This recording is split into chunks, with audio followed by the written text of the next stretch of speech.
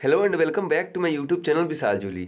आज के इस वीडियो में मैं आपके लिए लाया हूँ क्लास 11th का एक बहुत ही इंपॉर्टेंट पोएम जिसका नाम है where the mind is without fear, जिसको रविन्द्रनाथ टैगोर के द्वारा लिखा गया है।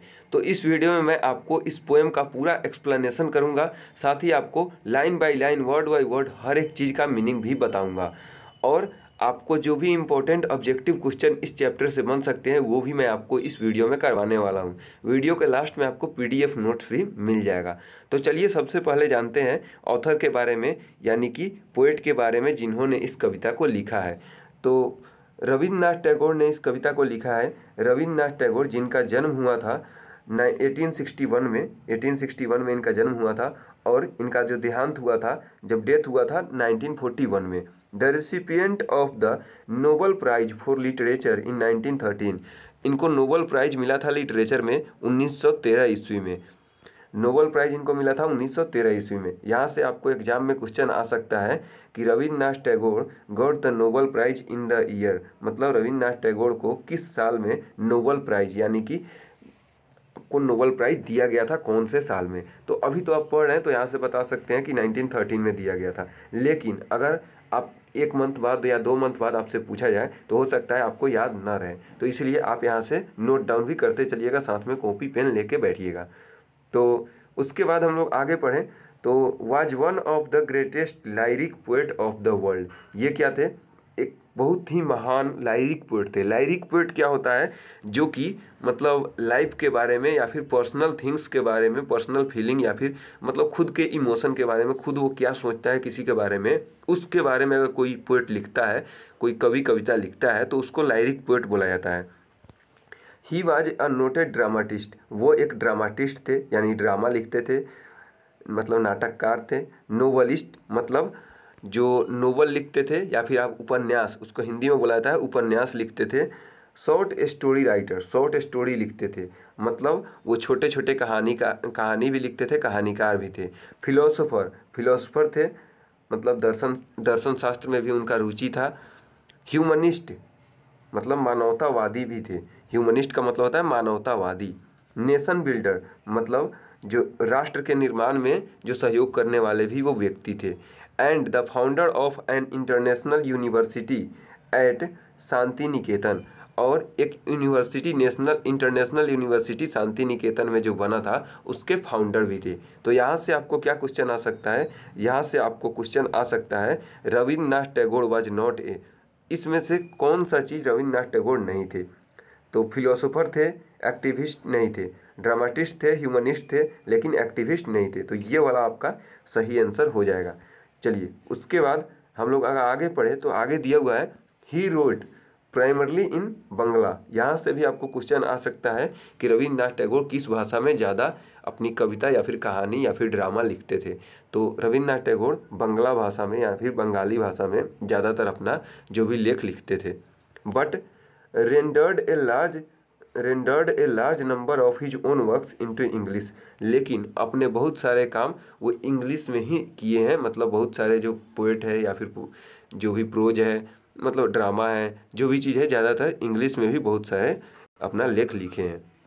And in the process wrote them anew, और कुछ जो अपना ट्रांसलेट किए हैं, जो भी लिखे हुए थे उसको ट्रांसलेट किए इंग्लिश में, और इसी क्रम में वो क्या किए, मतलब कुछ नया नया भी कहानी या फिर कविता या फिर आप ड्रामा कहिए, इंग्लिश में भी लिख चुके हैं।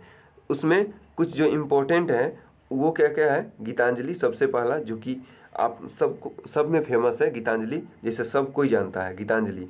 और ये जो कविता हम पढ़ने जा रहे हैं ये गीतांजलि का ही 35वां कविता है। गीतांजलि जो एक बुक है या फिर नोवेल है, उसमें 35वां जो कविता है वहीं आज हम लोग पढ़ने जा रहे हैं, जिसका नाम है where the mind is without fear. तो इनका जो इम्पोर्टेंट बुक है गीतांजलि, फिर दूसरा है द क्रिसेंट मून, तीसरा है एंड द गार्डनर। ये 3 इनका बुक है जिसके थ्रू आपको सवाल एग्जाम में आ सकता है, इसके बारे में क्वेश्चन पूछ सकता है। और उनका जो कुछ और इम्पोर्टेंट जो वर्क है वो है, मतलब बुक है, Gora, the wreck, the post office, the सैना and the home and the world. ये सब उनके द्वारा कुछ लिखा गया है, महत्वपूर्ण कृति है। तो यहाँ से आपको क्वेश्चन कैसा आ सकता है? यहाँ से आपको क्वेश्चन आ सकता है which one of the following book is not written by Rabindranath Tagore. मतलब ये सब जो बुक का नाम दिया हुआ है इसमें से रविन्द्रनाथ टैगोर के द्वारा कौन सा बुक है जो नहीं लिखा गया है। तो यहाँ से आप देख रहे हैं गीतांजलि रविन्द्रनाथ टैगोर के द्वारा लिखा गया था, द गार्डनर भी रविन्द्रनाथ टैगोर के द्वारा लिखा गया था, द पोस्ट ऑफिस भी रविन्द्रनाथ टैगोर के द्वारा लिखा गया था। तो द प्रील्यूड जो है ये जो ऐसा बुक है जो कि रविन्द्रनाथ टैगोर के द्वारा नहीं लिखा गया था।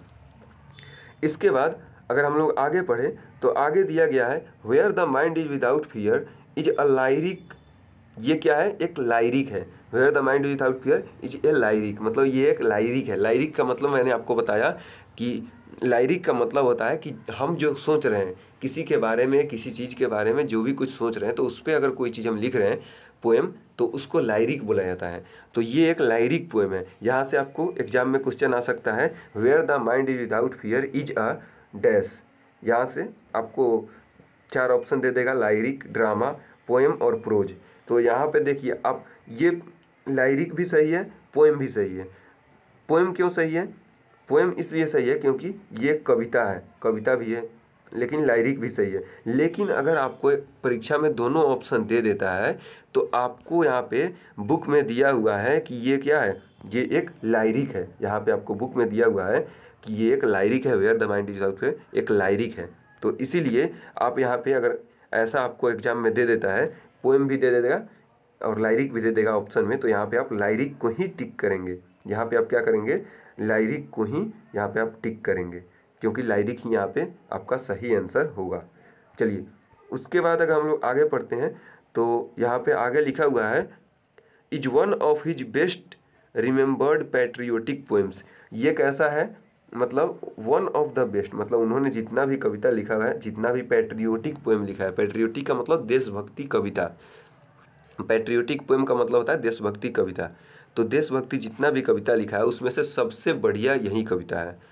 It is a prayer to God to awaken the country from darkness and slavery. मतलब ये क्या है? एक प्रेयर है। ये जो कविता है एक तरह से प्रार्थना है जो रविन्द्रनाथ टैगोर कर रहे हैं भगवान के सामने, जिसमें वो कह रहे हैं कि हमारे कंट्री को, हमारे देश को डार्कनेस से, मतलब अंधेरे से बचाना है, और स्लेवरी से, स्लेवरी का मतलब होता है दास प्रथा जो है उसको स्लेवरी बोला जाता है। तो वो भगवान से प्रार्थना कर रहे हैं कि हे भगवान, आप हमारे जो देश है उसको डार्कनेस से, मतलब अंधेरे से, जो अंधेरे का मतलब होता है जो कि मतलब हम लोग जो अंधकार में जी रहे थे ब्रिटिश के टाइम में, तो उससे हम लोग को बचाइए। The whole poem is a single complex sentence. और ये जो पूरा कविता है ये सिंगल कॉम्प्लेक्स सेंटेंस है। Whose principal clause is the last line. जिसका प्रिंसिपल क्लॉज क्या है? लास्ट लाइन है। प्रिंसिपल क्लॉज आपको ग्रामर के सेक्शन में पढ़ना होता है, जो कि मैं आपको इसी चैनल पे पढ़ाने वाला हूँ। अभी तक मैंने उसका वीडियो नहीं डाला है, लेकिन आपको अगर चाहिए तो मैं डाल सकता हूँ। उसका भी लिंक आपको नीचे डिस्क्रिप्शन में मिल जाएगा, जैसे ही उसका वीडियो डाला जाएगा यूट्यूब पे। तो अगर आपको उस चीज़ का वीडियो चाहिए तो आप नीचे कमेंट बॉक्स में कमेंट जरूर कर सकते हैं। एक बात मैं आपको और बता दूं कि ये जो पोएम था ये कब लिखा गया था? लगभग 1900 ईस्वी में लिखा गया था, यानी जब अपना देश अंग्रेजों का गुलाम था तभी लिखा गया था। तो इसमें रविन्द्रनाथ टैगोर अपनी देशभक्ति को जाहिर करते हैं और बताते हैं कि अपना जो देश होना चाहिए, जब हमारा देश अंग्रेज़ों से आज़ाद हो जाएगा तो हमारा देश कैसा हो। तो चलिए सबसे पहले अब हम लोग क्या करते हैं, अब हम लोग डायरेक्टली पोएम पर चलते हैं।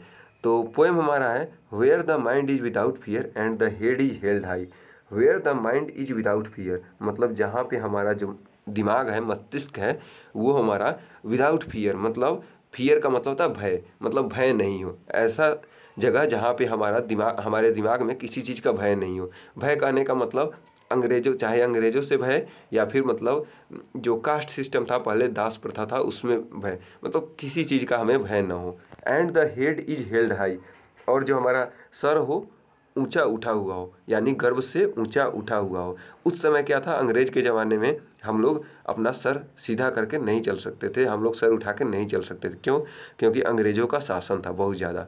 तो इसीलिए कह रहे हैं कि जो हमारा, हे भगवान, हमारा जो आने वाला जो देश में आज़ादी जो मिलेगा उसके बाद हमारा सर जो हो गर्व से ऊंचा उठा रहे, और जो हमारा हेड हो, हेड हेल्ड हाई रहे, और जो माइंड हो, हमारा जो माइंड हो वो हमारा फियरलेस हो, यानी कि उसमें कुछ चीज़ का डर ना हो।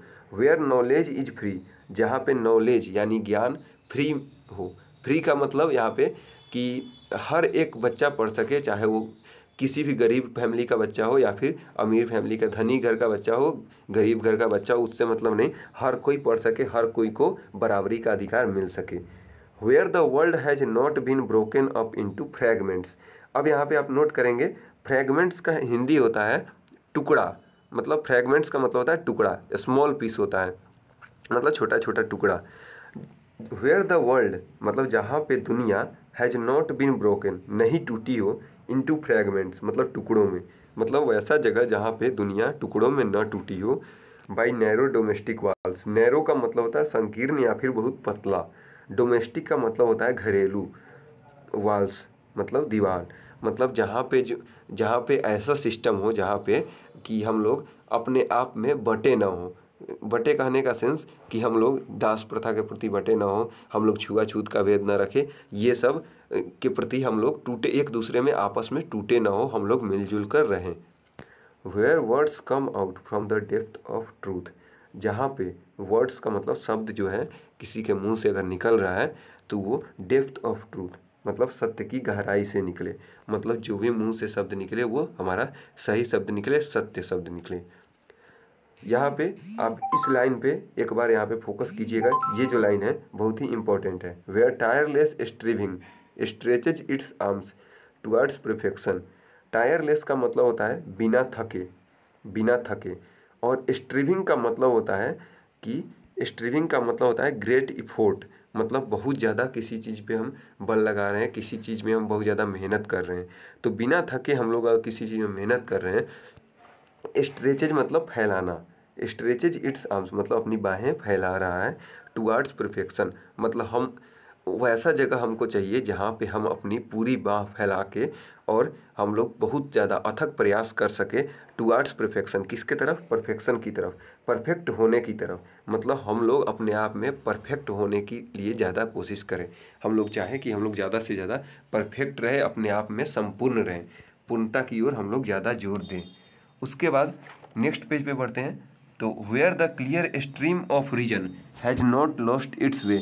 जहाँ पे क्लियर स्ट्रीम का मतलब होता है, स्ट्रीम का मतलब होता है नदी, क्लियर स्ट्रीम का मतलब होता है साफ नदी, ऑफ रीजन, रीजन का मतलब होता है कारण, मतलब जहाँ पे clear stream of reason has not lost its way अपना रास्ता न भूल गया हो।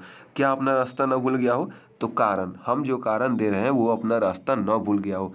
ये चीज़ आप ऐसे समझ सकते हैं कि जैसे मान लीजिए हम कहीं जा रहे हैं तो बिल्ली रास्ता काट देता है, तो बिल्ली रास्ता अगर काट दिया तो काली बिल्ली रास्ता काट दी तो भाई अशुभ हो गया, ऐसा हम लोग मानते हैं। तो इसमें कोई लॉजिक नहीं है, हम लोग कुछ रीजन नहीं देते हैं, सीधा कहते हैं कि हाँ भाई काली बिल्ली रास्ता काट दी तो यह चीज़ हमारा दिन अशुभ हो गया। तो ऐसा कुछ नहीं होना चाहिए, हम जो भी अगर रीजन दे रहे हैं, जो भी चीज़ कह रहे हैं तो उसका सही रीजन होना चाहिए। और जो हम लोग बता रहे हैं, कोई चीज़ बोल रहे हैं, तो ऐसा ना हो कि वो अपना रास्ता भूल के इनटू द ड्रेरी डेजर्ट, जो सूखा मरुस्थल में चल जाए, सैंड ऑफ डेड हैबिट्स, और वो मतलब गलत तरीका हो जाए। मतलब कहने का सेंस कि जहाँ पे स्पष्ट विचारों की धारा निर्जीव स्वभावों की जो हमारा सुनसान मरुस्थल की रेत में मतलब खो ना जाए, ऐसा हमारा देश होना चाहिए कि जहाँ हमारा जो विचार हो वो स्पष्ट हो और विचार का धारा जो है स्पष्ट है। रीजन को यहाँ से किस चीज़ से कंप्रोमाइज़ किया गया है, रीजन का जो कंपैरिजन किया गया है क्लियर स्ट्रीम से, और जो ड्रेरी डेजर्ट का जो कंपैरिजन किया गया है डेड हैबिट से किया गया है। मतलब ऐसा ना हो कि हम लोग कोई भी अगर कारण दे रहे हैं तो वो मतलब ऐसे हो जाए कि मतलब हमारा जीना ही गलत तरीके पे हमारा चला जाए, हमारा रास्ता ही हम भटक जाए, ऐसा कुछ नहीं होना चाहिए। Where the mind is led forward by thee. देखिए THEE यहाँ पे जो है THEE, दी का मतलब होता है यू, दी का मतलब होता है यू, ये जो है THEE, दी बहुत ही पुराना वर्ड है इंग्लिश में, इंग्लिश का ही वर्ड है लेकिन पुराना वर्ड है, पहले यूज होता था अब यूज नहीं होता है। तो where the mind is led forward by thee, मतलब जहाँ पे माइंड हम लोगों का आपके द्वारा लेड फॉरवर्ड मतलब चलाया जा रहा है, लेड फॉरवर्ड मतलब चलाया जा रहा है, बाय दी मतलब आपके द्वारा चलाया जा रहा है, यू आपके किसके द्वारा, तो भगवान जिससे वो प्रे कर रहे हैं उसके बारे में कह रहे हैं कि हे भगवान आपका मतलब वैसा जगह हमें मिलना चाहिए जहाँ पे आपके द्वारा जो भी हो हमारा दिमाग चलाया जाना चाहिए कि जो भी आप चाहे वही चीज़ हम करें, हम लोग कुछ गलत रास्ते पे न जाए।